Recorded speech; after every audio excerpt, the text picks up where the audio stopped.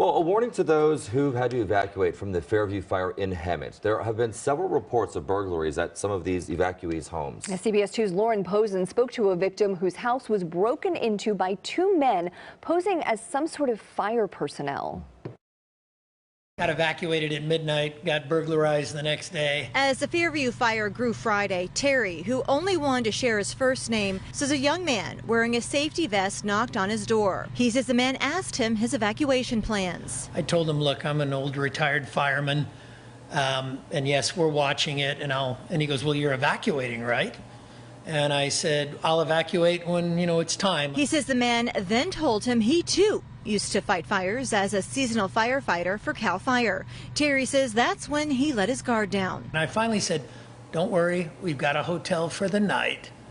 We're going to be fine. Overnight at the hotel, Terry says he got a notification from his Ring doorbell of activity. He says the camera portion wasn't working, so he didn't think anything of it. The next day, he and his wife came home. As I walked in, looked down the hallway, closet was opened. Walked into the bedroom. My wife has a very large, standing, about 4 or 5 foot tall jewelry box.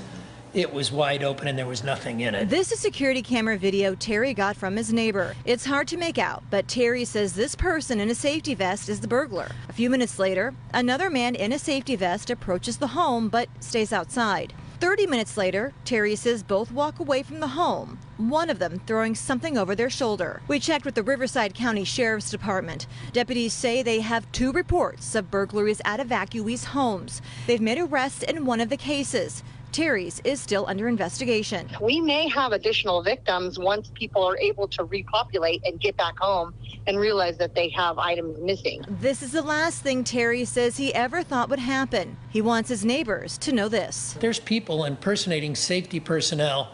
A little bothersome to me because they were wearing firefighting gear. And you just can't trust anybody now. Lauren Pozen, CBS 2 News this morning.